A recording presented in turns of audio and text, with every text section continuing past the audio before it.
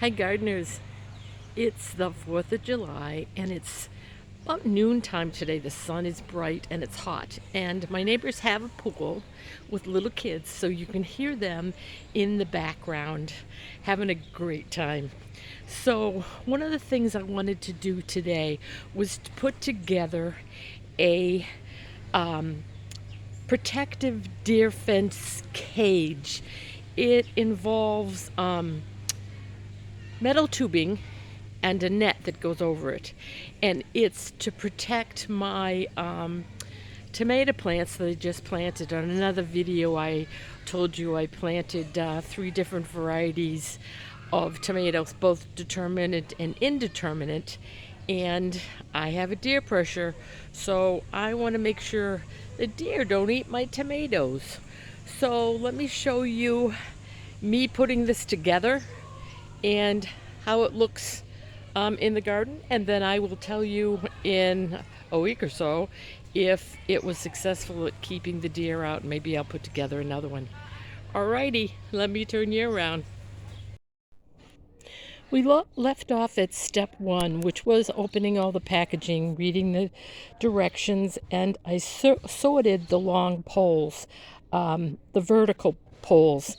And some of them, 4 of them have one connector, and the other ones have corner connectors.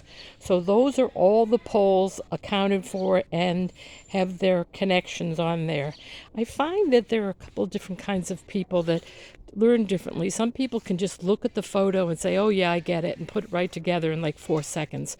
Other people read every bit of the instructions and put it together. And the third kind is the one that likes to watch somebody put it together. So this is the second part. This is tubes number 2 and 3. And you need, I've got 3 piles. 7 pairs of pole 2 and 3 in one pile is for the bottom, the other is for the top, and the last 4 connectors are for the center of the cage. So this particular cage has a spot for a door, and the door is in the netting, which will be, the next step once I get this framing all done. So let me show you the 2 poles, and this is really nicely labeled. As you can see, all these little stickers say 3, and then number 2 is painted on there. See the number 2? All right.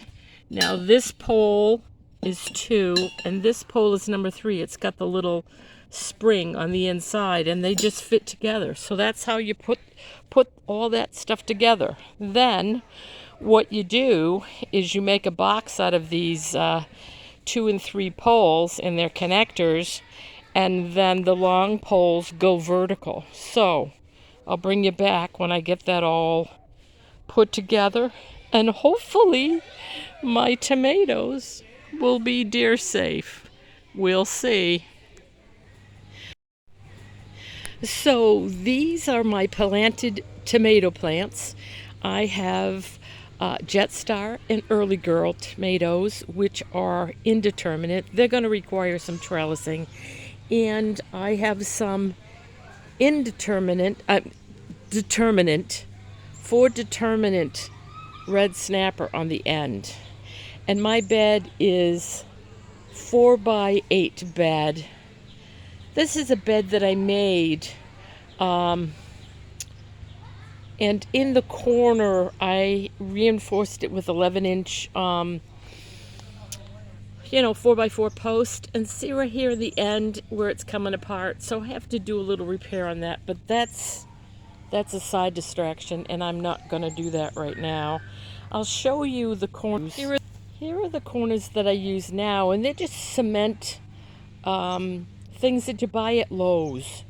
And in these little gaps here is where you slide in your length of wood for your raised beds. And I have a whole bunch of 4-foot ones. I'm getting ready to assemble more beds. But today the task at hand is putting together this poles for for the netting system. So here are the bottom poles. These are the longer ones. So there are 2, 4, 6, 8 poles that has this connector on the bottom. So those are going to go in the corners. So you've got 4 for the top layer and 4 for the bottom layer. And then in between the layers is this little segment.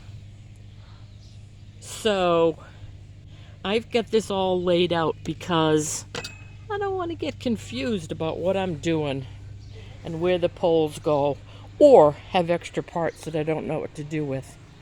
So over here are 2 packets of poles, number 2 pole and number 3 pole, and those go into each other. One's got a spring on it, the number 3 pole has got the spring on it, and these are the rest of the connectors that I've got left. So I will put those together and bring you back when I've got the frame correctly put together. All right, I'll see you soon. Okay, I'm in the home stretch of putting together this crop cage. I've got all the tubing all put together, as you can see, and then I got to put the net on, and then we'll be done. So let me just kind of walk around so you can see the whole thing. And my mulberry bush.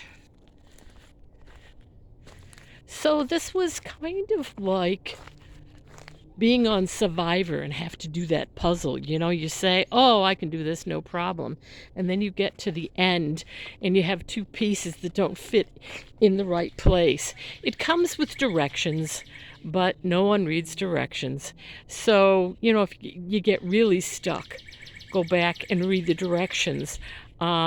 It helped for me to lay it out all the parts, you know, 2 and 3 and the vertical number 1 poles. Where I had my trouble was in this spot here. Now, this is where the doorway is. And so the connector has to be flat here. So if you've got a connector with, you know, one that goes this way and one that goes that way, this one is wrong. So switch them around. You'll get it. It looks a little crooked because some of the poles are not pushed in all the way to the connectors. So I'm going to have to straighten that out. And then I'll come back. I'll put the net on and show you how it looks. Ta-da! It's all together, and I'm loving it. The net goes over the frame kind of like when you're setting up a tent. You have to kind of, you know, scooch it down a little bit, and I just kind of walked around the perimeter to straighten it out. So it's got these binding cloth here that go on the corners, you know, and up along the top. So you just kind of pull it down and move it and all that kind of good stuff. And then these little ribbons on the bottom are supposed to be so that you can tie it to the frame. I want to find some kind of hardware to attach it to the piece of wood on my my raised bed. So if you're a handy type of person and you know about hardware fasteners, if there's some kind of thing I can do or buy, let me know what it's called. And if you got a picture, send it, because I would love some input. Now, this is one of the doors, and the zip is on both sides. Let me see if I can zip and do the camera at the same time. So here is this unzipped. And what you do when you're working in here is you unzip both sides and you roll it up from the bottom, and then there's these little ribbons here that you tie it so it stays open. So I'm loving this. you got plenty of room to work on the garden. And there's a door on the other side. Same kind of thing. I think this is going to be great for my tomatoes. I may get another one. So let me know what you think. I got this to keep the deer out. So we'll see if that works for me. But it makes a nice little fruit cage. You know, if you wanted to put it around, you know, your blueberries or whatever. This particular cage is 4 feet by 8 feet. And it might be about 6 feet high. I have to reach to get to the top. And I'm 5'2". But, you know, I've got my blueberries over here in buckets and bags over the top. So maybe I'll do a rethink and measure up and see if this little crop cage is something that I want to do for my other plants. Alrighty. Well, that's all I got for you today. One project done, one experiment in the making, and I'll see you in the next one. Happy gardening.